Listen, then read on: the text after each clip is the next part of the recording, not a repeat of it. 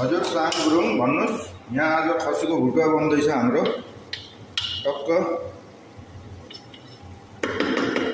खसीको भुट्टा यतातिर रक्ती पनि छ। यहाँ रक्तीसित टक्क रक्ती हालेर बनाउने यो। ओके उते चाहिँ के हो नि? यो लसुन लसुन असुन लसुन चाहिन्छ। असुन हो यो। यो अदुवा पनि चाहियो। यो लदुवा हो। यो लदुवा हो। यो असुन हो। यो प्याट हो। यहाँ सब काटेर रेडी छ हाम्रो। यो कति मिनटमा हाल्नुपर्ने हो त नि? अब यो एकछिन यसको पानी सुकेपछि यो हल्का पड्किन थाल्छ। अनि पड्किन थाल्यो भने अनि लदुवा असुन हालेर टक्क। कति मिनट लाग्छ यो पाक्नलाई? लगभग एप्रोक्सिमेटली 10 मिनट्स।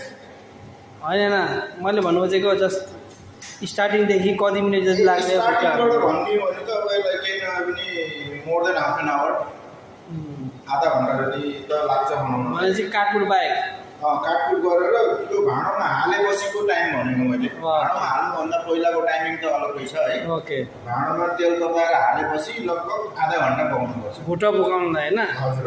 ओके ल हजुर ल तपाईँहरू पनि भुट्टा पकाउने सिक्नुहुन्छ भने आनन्द सेफसँग चाहिँ ट्रेनिङ लिनु होला है त।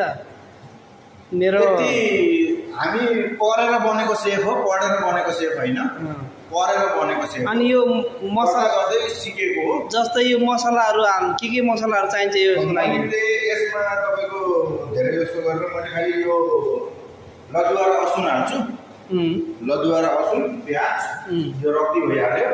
अनि हामीसित यहाँ कोरिएन्डर यो उसको टर्मेरिक छ, सल्ट छ, अनि यो तपाईँको गरम मसला छ, अनि चिली पेस्ट चाहियो भने स्वाद अनुसार चिली पेस्ट हाल्न पनि सक्नुहुन्छ।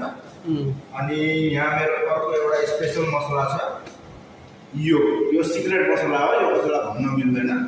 यो आफै बनाएको मसला हो। यति आइटम हो मेरो। अनि लास्टमा चाहिँ धनिया सनिया के? धनिया कोरिएन्डर त यो तपाईँको स्वाद अनुसार लास्टमा हाल्ने कुरा हो, त्यो हालिन्छ। ओके अनि सबभन्दा पहिला तेल गरम गरिसकेपछि यहाँ मेरो फेरि अर्को यो खडा मसला भन्ने हुन्छ। यो खडा मसलाहरू फ्राई गर्नुपर्छ।